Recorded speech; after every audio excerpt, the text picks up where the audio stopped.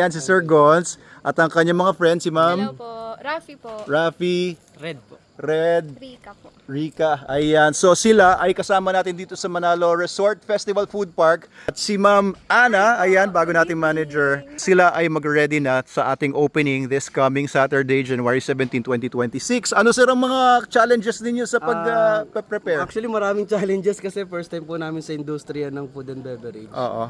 So yung mga preparation na yun, tulong-tulong naman po kami. Medyo nangangapalan talaga po. Oo, paano nangangapa? Ayan, madilim. Joke lang po. Oo. Pero syempre invite na rin po namin lahat ng Sige nga, sir. fans Invite mo nga. ni Doc. On January 17 sa Sabado po dito sa Manalo Resort Food Festival. Kami po ang aming mga business partners ay meron pong pwesto dito.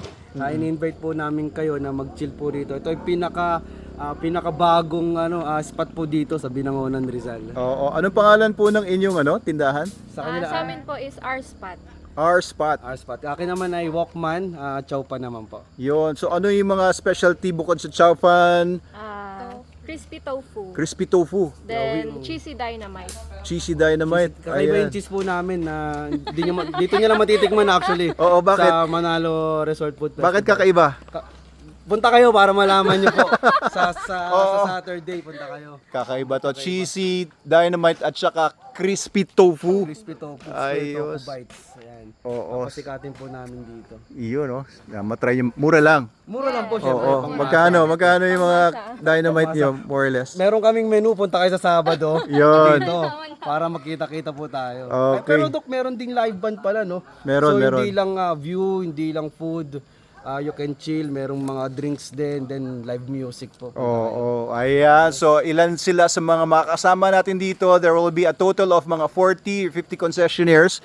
Kasama ang, anong pangalan ulit? Nung Our Spot and Walkman sa ating roster of concessionaires. Ayan, thank you sa inyong pakikilahok sa ating soft opening and of course, all throughout the existence ng ating Festival Food Park.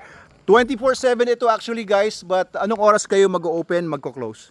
So, Araw-araw. as of now, sa soft opening, mag-start kami ng 4 p.m.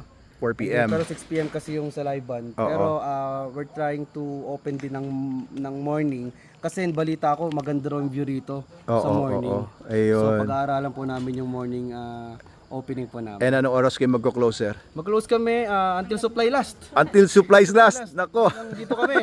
Dito na rin kami. Dito na kami matutulog kasi may hotel dito. Mag-check-in na kami dyan. Oh, okay, sige. So invited lahat ng mga friends natin. Antabayan na ninyo ang Manalo Resort Festival Food Park.